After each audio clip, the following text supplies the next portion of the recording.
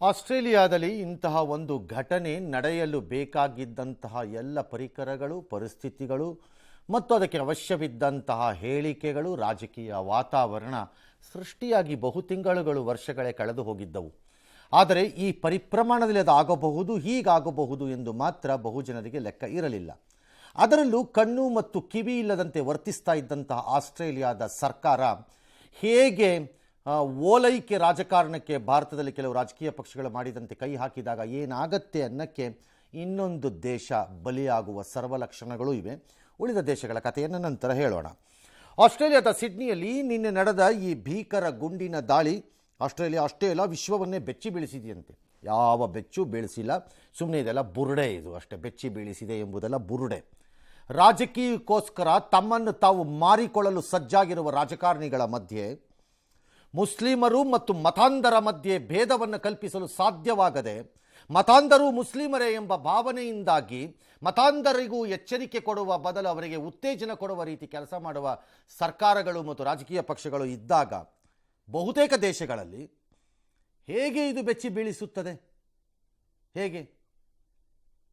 There is a clear division between Muslims and ಮತಾಂಧರು.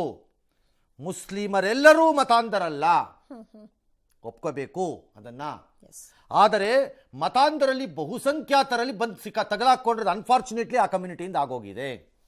ಆದರೆ ಆ ಮತಾಂಧರನ್ನು ಮುಸ್ಲಿಮರೆಂದು ಪರಿಭಾವಿಸಿ ಅವ್ರಿಗೇನಾದ್ರು ಮಾಡಿಬಿಟ್ರೆ ಮುಸ್ಲಿಮರೇ ಬೇಜಾರು ಮಾಡ್ಕೋತಾರೋ ಅಂತ ಬಗ್ಗಿ ನಡೆಯೋ ಕೋತಿ, ಅಂದರೆ ನಾನು ತೆವಳುತ್ತೇನೆ ಎಂಬ ಭೂಪತಿಗಳ ಹತ್ರ ಆಡ್ತಾ ಇರೋ ರಾಜಕಾರಣಿಗಳಿಂದ ಆಗುತ್ತಿರುವ ಡ್ಯಾಮೇಜ್ ಇದು. ಮತ್ತು ಸರ್ಕಾರಗಳಿಂದ. ನಾನು ಮುಸ್ಲಿಂ, ಅದಕ್ಕೆ ಎರಡನ್ನು ಬೈಫರ್ಕೇಟ್ ಮಾಡಿ ಹೇಳ್ತಾ ಇರೋದು ನಾನು. ಮುಸ್ಲಿಂ ಮತಾಂಧರ್ ಬೇರೆ, ಎರಡೂ ಬೇರೆ. ಹಿಂದೂಗಳನ್ನೇ ಟಾರ್ಗೆಟ್ ಮಾಡಿ ಹೇಗೆ ಮಾಡಿದ್ರೋ ಹಾಗೆ ಈಗ ಅಲ್ಲಿ ಜ್ಯೂಗಳನ್ನು, ಯಹೂದಿಗಳನ್ನು ಟಾರ್ಗೆಟ್ ಮಾಡಿದ್ದಾರೆ. ಪ್ರಸಿದ್ಧ ಪ್ರವಾಸಿ ತಾಣ ಬೊಂಡೈ ಬೀಚ್ನಲ್ಲಿ ನಡೆದಂತಹ ಭೀಕರ ಹತ್ಯಾಕಾಂಡದಲ್ಲಿ ಓರ್ವ ಬಾಲಕಿ ಸೇರಿ 16 ಮಂದಿ ಅಮಾಯಕರು ಬಲಿಯಾಗಿದ್ದಾರೆ. ಅಮಾಯಕರೇ ಬಲಿಯಾಗಬೇಕು, ಬೇರೆಯವರು ಯಾರು ಬಲಿಯಾಗ್ತಾರೆ? ಮನಸೋ ಇಚ್ಛೆ ಗುಂಡಿನ ದಾಳಿ ನಡೆಸಿದ ಉಗ್ರರ ಗುರುತನ್ನು ಆಸ್ಟ್ರೇಲಿಯಾ ಪೊಲೀಸರು ಬಹಿರಂಗಪಡಿಸಿದ್ದಾರೆ. ಓಹೋ, ಏನು ಬಾಹುಬಲಿಗಳು, ವೀರಾದಿ ವೀರರು.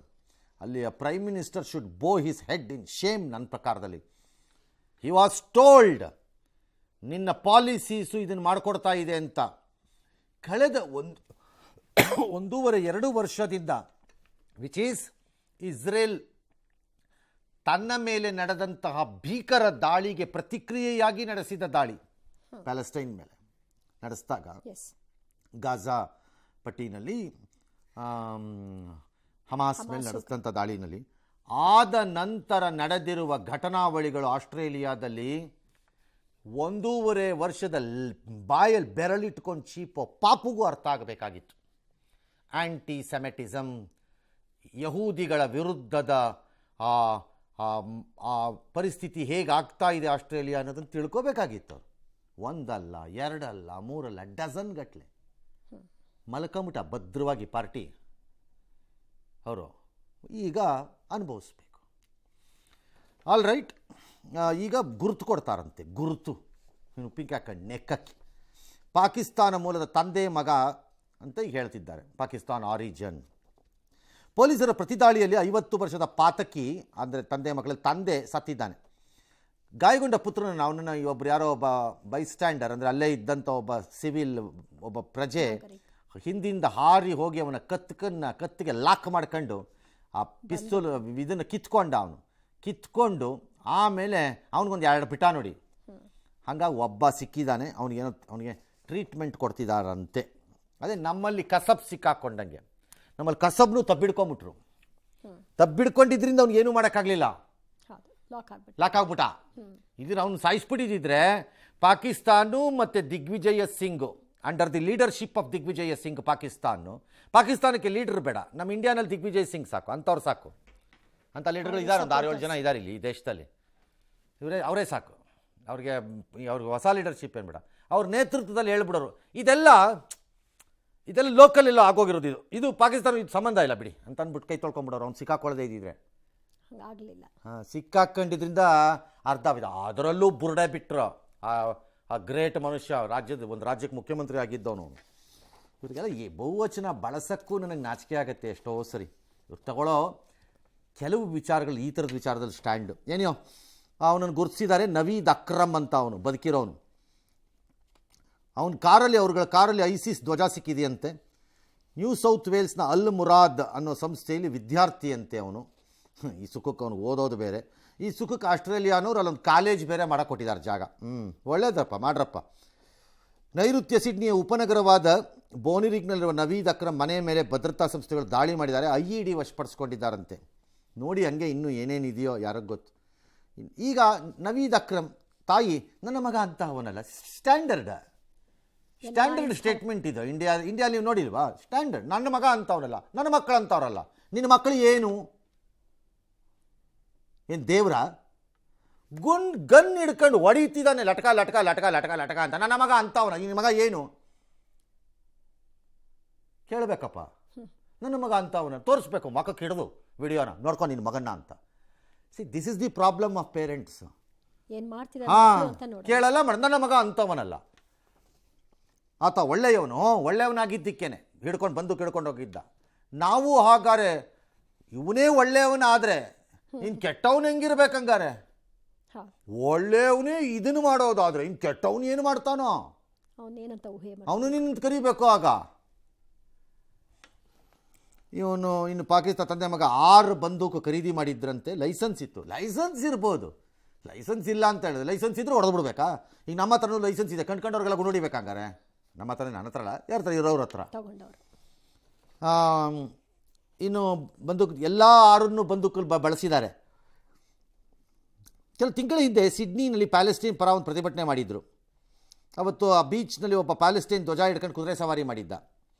ಅದಷ್ಟೇ ಅಲ್ಲ, ಅಯ್ಯೋ ಇದ್ಯಾವ ಲೆಕ್ಕ ಕುದುರೆ ಸವಾರಿ ಕತೆ. ಯಹೂದಿಗಳ ಅಸೋಸಿಯೇಷನಿನ ಕಾರ್ಯದರ್ಶಿ ಮನೆಗೆ ಬಾಂಬ್ ಹಾಕಿದ್ರು, ಫೈರ್ ಬಾಂಬ್ಗಳು. 4 ಮನೆ ಶಿಫ್ಟ್ ಮಾಡಿದ್ರು, 4 ಕಡೆಗೂ ಹಾಕಿದ್ರು.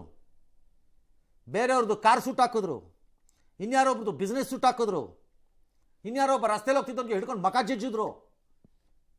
ಏನೂ ಮಾಡಲಿಲ್ಲ. ಆಸ್ಟ್ರೇಲಿಯಾದ ಘನತೆ ಬೆತ್ತ ಅದ್ಭುತ ಗ್ರೇಟ್ ಸರ್ಕಾರ ಮಣ್ಣು ತಿಂತ ಮಲಗಿತ್ತು.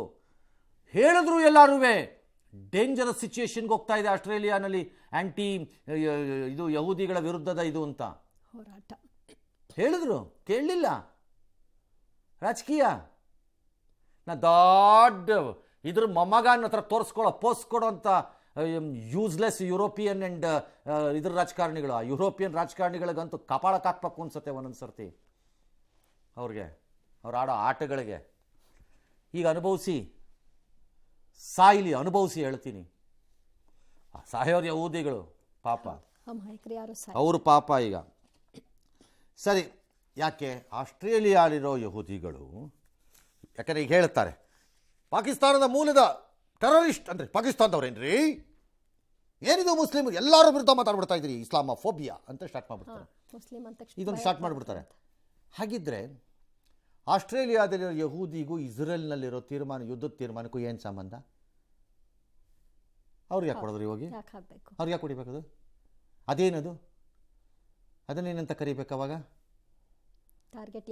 This is the problem. ಇದೇ problem. Congress Telangana chief minister ಈ ಮಧ್ಯೆ ದಾಳಿನ ತಡೆಯೋಕ್ಕೆ ಹೋಗಿದ್ದ ಅದೇ ಆಸ್ಟ್ರೇಲಿಯನ್ ಪ್ರಜೆ ಒಬ್ಬ, ಅದೇ ಹಾರಿ ಹೋಗಿ ಅವನನ್ನು ಕತ್ತಿಸ್ಕೊಂಡು ಲಾಕ್ ಮಾಡಿ ಹಿಡಿದಿದ್ನಲ್ಲ ಆನ್ಲೈನ್ ನೋಡಿಯಲ್ಲಿ, ಅವನಿಗೆಲ್ಲರೂ ಅಯ್ಯೋ ಇನ್ನು ಸಖತ್ ಧೈರ್ಯ ತೋರಿದಾನಪ್ಪ ಅಂತ ಎಲ್ಲ ಹೇಳಿದಾರಂತೆ. ಅಯ್ಯೋ, ಅವನ ಧೈರ್ಯದ ಕೆಳಗಡೆ ಹೋಗಿ ಮಲಕ್ಕೊಂಡು ರೆಸ್ಟ್ ತಗೊಳತ್ತಿರೋ ಅಂತ ನಿಮ್ಮನ್ನು ಏನಂತ ಕರಿಬೇಕು? ಹೇಡಿಗಳ ಅಯೋಗ್ಯರು ತಗೊಂಬಂದು ಅಷ್ಟು 1000 ಪೊಲೀಸ್ ಅಂತೆ, ಅಷ್ಟು ದೊಡ್ಡ ಸೆಕ್ಯೂರಿಟಿ ಸಿಸ್ಟಮ್ ಅಂತೆ ಯೂಸ್ ಮಾಡೋಕ್ಕೆ ಬರದೆ ಎಲ್ಲ ತಯಾರಿನೂ ಆಗಿರ್ತಾರೆ. ಹಾಗೆ ನೋಡಿ, ತಯಾರಿ ಆಗಿರ್ತಾರೆ ಮಣ್ಣನ್ನು ಬುರುಡೆ ಗಿರಾಕಿಗಳು. ಎಸ್, ಈಗ ಅಲ್ಬನೀಸ್ ಹೇಳ್ತಾರೆ ಬಂದು ಕಾಯ್ದೆನ ಬಿಗಿಗೊಳಿಸ್ತೀವಿ. ಈ ಭಯ ಇವ್ರ ಮನೆ ಸುಟ್ಟ ಮೇಲೆ ಕಟ್ಕೊಳಕ್ಕೆ ಹೇಳಿ ಹೋಗಿ. ಈ ಅಪ್ಪ ಮೋಸ್ಟ್ಲಿ ಮರ್ತಿರ್ತೋಗ್ಬಿಟ್ಟು ಸೆಕ್ಯೂರಿಟಿ ಪಾಯಿಂಟಲ್ಲಿ ಇತ್ತೀಚೆಗೆ ಮದುವೆ ಬೇರೆ ಆಗ್ಬಿಡ್ತು ವಯಸ್ಸಲ್ಲಿ, ಆಗಬಾರ್ದು ಅಂತಿಲ್ಲ, ಅದು ಅವ್ರಿಷ್ಟ. ಹಾಂ, ಎಸ್. ಜಗತ್ತಿನಲ್ಲಿ ಎಂಥದ್ದೇ ಏನೇ ಕೃತ್ಯಗಳಾದರೂ ಅದ್ರಲ್ಲಿ ಪಾಕಿಸ್ತಾನದ ಕೈವಾಡ. ಅದರಲ್ಲೂ ಈಗ ಹೊಸ ಹೇಳಕ್ಕಾಗಲ್ಲ. ಏನೇ ಕೃತ್ಯ ಆದರೂ ಪಾಕಿಸ್ತಾನದ ಕೈವಾಡನ? ಈಗ ಇದರಲ್ಲೂ ನೀರು ಬರಲಿಲ್ಲ, ಪಾಕಿಸ್ತಾನದ ಕೈವಾಡನ? ಏನೇ ಕೃತ್ಯ ಆದರೂ. ಭಯೋತ್ಪಾದಕ ಕೃತ್ಯ. ಅದೇ ಮತ್ತೆ ಯಾವ ಭಯೋತ್ಪಾದಕ ಕೃತ್ಯಕ್ಕೆ ಎಲ್ಲದಕ್ಕೂ ಲಿಂಕ್ ಮಾಡೋಕ್ಕಾಗಲ್ಲ. ಸಿರಿಯನ್ ವೈಲೆನ್ಸ್ ಬೇಕಾದಷ್ಟಿದೆ, ಇರಾನಿಯನ್ ಇದೆ, ಪ್ಯಾಲೆಸ್ಟೈನ್ ಬೇಸ್ಡೇ ಇದೆ, ಹಿಜ್ಬುಲ್ಲಾ ಬೇಸ್ಡ್ ಇದೆ, ಎಲ್ಲನೂ ಇದೆ. ಹೈಯರ್ ಸೈಡಲ್ಲಿ ಪಾಕಿಸ್ತಾನ ಇದೆ, ಇಲ್ಲ ಅಂತ ಹೇಳೋಕ್ಕಾಗಲ್ಲ. You can't give wrong facts to people. ನೀವು ಸುಳ್ಳನ್ನ ಕೊಡಬಾರ್ದು ಜನಕ್ಕೆ, ಕರೆಕ್ಟಾಗಿ ಕೊಡಬೇಕು. ತಪ್ಪು ಅವ್ರದ್ದು ಒಪ್ಕೊಳ್ಳೋಣ. Pakistan is a factory for ಟೆರರಿಸ್ಟ್ಗಳು, ಎಲ್ಲವನಿಗೂ ಗೊತ್ತು. ಟೆರರಿಸ್ಟ್ಗಳ ಯೂನಿವರ್ಸಿಟಿ ಎಲ್ಲಿದೆಯಪ್ಪ ಅಂದರೆ ಪಾಕಿಸ್ತಾನದಲ್ಲಿ ಇದೆ. ಅವರು ಪಿತಾಮಹರು, ಪ್ರೊಫೆಸರ್ಸು ಅವರೇ, ವರ್ಲ್ಡ್ಗೆಲ್ಲ ಅವರೇ ಟೆರರಿಸಮನ್ನು ಎಕ್ಸ್ಪೋರ್ಟ್ ಮಾಡೋರು. ಅಕ್ಸೆಪ್ಟ್, ಎಲ್ಲದಕ್ಕೂ ಅವರೇ ಅಂತ ಹೇಳಬಾರ್ದು. ನಮ್ಮ ದೇಶದಲ್ಲಾಗಿರೋ ಬಹುತೇಕ ಎಲ್ಲದಕ್ಕೂ ಅವರೇ ಕಾರಣ, ಬಹುತೇಕ ಅಲ್ಲ ಎಲ್ಲದಕ್ಕೂ ಅವರೇ ಕಾರಣ. ಬೇರೆ ಬೇರೆ ದೇಶಗಳಲ್ಲಾಗಿರೋದಕ್ಕೆ ಬೇರೆ, ಸೌದಿ ಮೂಲದವನು ಮಾಡಿರೋದು ಇದೆ ಟೆರರಿಸ್ಟ್ ಆಕ್ಟಿವಿಟೀಸು. ಹಮಾಸ್ಗೂ ಇವ್ರದ್ದೇ ಸಪೋರ್ಟ್ ಇತ್ತಲ್ಲ. ಯಾರಿಗೆ ಸಪೋರ್ಟ್ ಇದ್ದು ಬಿಟ್ರೆ ಅದು ಪಾಕಿಸ್ತಾನದವ್ರು ಹೇಳಿದ್ರು. ಹಂಗಾರೆ ನೀವು ಚೆನ್ನಾಗಿದೆ ರೀ ಪ್ರಶ್ನೆ. ನೀವು ಪ್ರಶ್ನೆ ಹಂಗೆ ಕೇಳಿದ್ರೆ ನಮ್ಗೆ ಉತ್ತರ ಕೊಡೋದೇ ಕಷ್ಟ ಆಗ್ಬಿಡುತ್ತೆ. ನಾವೇ ಬಿಟ್ಬಿಟ್ಟು ಮುಂದಕ್ಕೆ ಹೋಗ್ಬಿಡೋಣಪ್ಪ ಸಾಕು ಅನಿಸ್ಬಿಡುತ್ತೆ. ಹಂಗಾಗಲ್ಲ, ಹಂಗೆ ಹೇಳಕ್ಕೆ ಬರಲ್ಲ ನೀವು. ಹಾಂ, ಎಸ್. ಅಲ್ಲ, ಈಗ ಒಂದು ಪ್ಯಾಟ್ರನ್ ಸೆಟ್ ಆಗ್ತಾ ಇದೆ ಸರ್. ಹಿಂದಿನ ರೀತಿಗೂ ಈಗ ಬಂದೂಕನ್ನು ಹಿಡ್ಕೊಂಬಂದು ಎಲ್ಲ ಪ್ಯಾಟ್ರನ್ ಸೆಟ್ ಆಗಿ ಭಾಳ ದಿನ ಆಗೋಗಿದೆ. ಪ್ರಪಂಚದಲ್ಲಿ ಮುಸ್ಲಿಮರು ಮತ್ತು ಕ್ರೈಸ್ತರ ನಡುವೆ ಯುದ್ಧ ನಡೆಯಬೇಕು ನನ್ನ ಪ್ರಕಾರ. ಯಾಕಂದರೆ ಅವರಿಬ್ಬರು ದೊಡ್ಡ ಯುದ್ಧ ಅಂತಂದರೆ ರಕ್ತಪಾತದ್ದಲ್ಲ, ಧಾರ್ಮಿಕ ಯುದ್ಧವಾಗಿ ಆಗಬೇಕದು, ನಾವು ಮೇಲೂ ಅಂತ.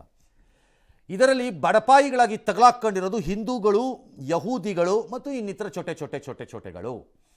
ಅದು ಬೇರೆ ಬೇರೆ ಧರ್ಮಗಳು ಅಂತ ಕರೆಸ್ಕೊಳ್ಳೋವಂಥವ್ರು. ಅದನ್ನು ಅರ್ಥ ಮಾಡ್ಕೊಳ್ಳದೇ ಇರೋ ಧರ್ಮ ಒಂದು ಅಂದರೆ ತುಂಬ ಚಿಕ್ಕದು, ಪ್ರಪಂಚಕ್ಕೆ ಹೋಲಿಸಿದ್ರೆ ಅದು ಸಿಕ್ಕರು. ಅವ್ರಿಗೆ ಅರ್ಥ ಆಗದೆ ಅವರು ಉಡಾಪೆಗಳು ಸ್ಟ್ರೀಟ್ ರೌಡಿಗಳ ಥರ ಆಡ್ತಿರ್ತಾರೆ ಕೆಲವರೆಲ್ಲ ಕೆನಡಾನಲ್ಲಿ, ಪಂಜಾಬಲ್ಲಲ್ಲ ನಾನು ಹೇಳ್ತಿರೋದು, ಅಲ್ಲಿ. ಹಾಗಾಗಿ ಅದರ ಬದಲು ಏನಾಗೋಗಿದೆ, ಮುಸ್ಲಿಂ ಮತಾಂಧತೆ ಮತ್ತು ಮುಸ್ಲಿಂ ಭಯೋತ್ಪಾದಕತೆ. ಮೊದಲು ಅದು ತನ್ನ ಎಲ್ಲ ರಕ್ಕಸ ರೂಪವನ್ನು ಕ್ರೈಸ್ತರ ಮೇಲೆ ತೋರಿಸ್ತತ್ತೆ, ತರಹೇವಾರಿ ರೀತಿಯಲ್ಲಿ. ಅದು ನಂತರ ಯಹೂದಿಗಳ ಮೇಲೆ ತೋರಿಸುತ್ತೆ, ಅಥವಾ ಯಹೂದಿಗಳ ಮೇಲೆ ತೋರಿಸುತ್ತೆ, ಆಮೇಲೆ ಕ್ರೈಸ್ತರ ಮೇಲೆ ತೋರಿಸುತ್ತೆ. ಪಾಕಿಸ್ತಾನ ಮಾತ್ರ, ಚೈನಾ ಭಾರತದ ಮೇಲೆ ಸಾಧಿಸುವ ಹಗೆತನ ಧರ್ಮ ಆಧಾರ ಅಲ್ಲ, ಅದು ಪ್ರಾಬಲ್ಯದ ಆಧಾರದ ಮೇಲೆ. ಅದು ನಾನು ದೊಡ್ಡವನು ಎಂಬ ಪ್ರಾಬಲ್ಯದ ಆಧಾರ ಅದು, ಅದಿದಲ್ಲ. ಈಗ ಬಾಂಗ್ಲಾದೇಶಲ್ಲಿ ಕಾಣಿಸ್ತಾ ಇರೋದು ಧರ್ಮದ ಆಧಾರದ ದ್ವೇಷ ನಮ್ಮ ಮೇಲೆ. ಹಾಗೆ ಪಾಕಿಸ್ತಾನ ತೋರಿಸುವ ಎಲ್ಲ ದ್ವೇಷವು ಹಿಂದೂ ವಿರೋಧಿ ಇರುತ್ತೆ, ನೆಕ್ಸ್ಟು ಕ್ರೈಸ್ತ ವಿರೋಧಿ ಇರುತ್ತೆ. ಯಹೂದಿಗಳು ಅವ್ರಿಗೆ ಇಲ್ಲವೇ ಇಲ್ಲ ಏನು ತೋರ್ಸೋಕ್ಕೆ. ಸಪೋರ್ಟ್ ಮಾಡಿ ಎಕ್ಸ್ಪೋರ್ಟ್ ಮಾಡಿ ಒಂದಷ್ಟು ಜನ ಟೆರರಿಸ್ಟ್ಗಳನ್ನ ಕಳಿಸ್ಕೊಡ್ಬೋದು ಅಷ್ಟೇ ಬೇಕಾದ್ರೆ ಆ್ಯಕ್ಟಿವಿಟೀಸ್ಗೆ. ಕಾಲೇಜಲ್ಲಿ ಮಕ್ಕಳಿಗೆ ಎಜುಕೇಷನ್ ಕೊಟ್ಟ ಮೇಲೆ ನೀನು ನಿರ್ದಿಷ್ಟವಾಗಿ ಇಂಥದ್ದೇ ಜಾಬ್ಗೆ ಹೋಗು ಅಂತ ಹೇಳೋಕ್ಕಾಗತ್ತಾ? ಹಾಗೆ ಪಾಕಿಸ್ತಾನದ ಭಯೋತ್ಪಾದಕ ಯೂನಿವರ್ಸಿಟಿಗಳಿಂದ ಹೊರಕ್ಕೆ ಬರೋ ಹುಡುಗರುಗಳು ತರಹೇವಾರಿ ಜಾಬ್ಗಳನ್ನು ಆಯ್ಕೆ ಮಾಡ್ಕೋತಾರೆ. ಕೆಲವರು ಯಹೂದಿ ಕಿಲ್ಲರ್ ಸ್ಪೆಷಲಿಸ್ಟ್ಸು, ಕೆಲವರು ಹಿಂದೂ ಕಿಲ್ಲಿಂಗ್ ಸ್ಪೆಷಲಿಸ್ಟ್ಸು, ಕೆಲವರು ಕ್ರಿಶ್ಚಿಯನ್ ಕಿಲ್ಲಿಂಗ್ ಸ್ಪೆಷಲಿಸ್ಟ್ಸು, ಕೆಲವರು ಮುಸ್ಲಿಮರಲ್ಲೇ ಒಳಪಂಗಡಗಳನ್ನು ಕಿಲ್ಲುವ ಸ್ಪೆಷಲಿಸ್ಟ್ಗಳು. ಆ ಥರ ತರಹೇವಾರಿ ಸ್ಪೆಷಲೈಸೇಷನ್ ಸಬ್ಜೆಕ್ಟ್ಸ್ಗೆ ಹೋಗ್ತಾರೆ ಅವರುಗಳು, ಆಯ್ಕೆ ಮಾಡ್ಕೋತಾರೆ. ಹಂಗೆ ಪಾಕಿಸ್ತಾನದ ಇದು ಆಯ್ಕೆ ಇರಬಹುದು. ಹಾಗಾಗಿ the pattern is set. Muslim ಧರ್ಮದ ಮತಾಂಧತೆ ಅಂತಿಮ ಹಂತಗಳನ್ನು ಬಂದು ಪಕ್ಕ ಆಗೋಗಿದೆ. ಇನ್ನು ಅದನ್ನು ಯಾರೂ ನೀವು ರಿಪೇರಿ ಮಾಡೋಕ್ಕಾಗಲ್ಲ, ಯಾವ ದೇಶಕ್ಕೂ ಆಗಲ್ಲ, ಯಾರಿಗೂ ಆಗಲ್ಲ. ನಾನೀಗಲೇ ಬರ್ಕೊಟ್ಟಿದ್ದೀನಿ ಅದನ್ನು. ಅದು ಎಲ್ಲ ದೇಶ ರಾಜ್ಯಗಳನ್ನು ಮೀರಿ ಬೆಳೆದಾಗೋಗಿದೆ. ಅದು ಕೈಗಾರಿಕೆಯಾಗಿಯೂ ಒಂದು ರೀತಿಯ ಪ್ಯಾರಲಲ್ ಧರ್ಮವಾಗಿಯೂ ಅದು ಬಂದಾಗೋಗಿದೆ. ಹಾಗಾಗಿ ಈ ಯುದ್ಧ ಏನಿದೆ, ಧರ್ಮದ ಆಧಾರದ ಈ ಯುದ್ಧ, ಇದು ಏಷ್ಯಾ ಪ್ರಾಂತ್ಯದಲ್ಲಿ ಭಾರತದ ಮೇಲೆ ಹಿಂದೂಗಳ ಮೇಲೆಯೂ, ಪಾಶ್ಚಿಮಾತ್ಯ ದೇಶಗಳಲ್ಲಿ ಕ್ರೈಸ್ತರ ಮೇಲೆಯೂ, ಮತ್ತು ಸಣ್ಣ ಪೋರ್ಷನ್ ಆದರೂ ಸರಿ ಯಹೂದಿಗಳ ಮೇಲಿನ ಕೋಪಕ್ಕೆ ಇಸ್ರೇಲ್ ಮೇಲೆ ಎಲ್ಲೇ ಇದ್ದರೂ ಯಹೂದಿಗಳು, ಇದು ನಡೆಯುವ ಪ್ಯಾಟ್ರನ್ ಸೆಟ್ ಆಗೋಗಿದೆ. ಹೊಸದಲ್ಲ, ಇದೇನು ಚೇಂಜ್ ಮಾಡೋಕ್ಕಾಗಲ್ಲ ಯಾರ ಕೈಲಿವೆ. ಎಸ್.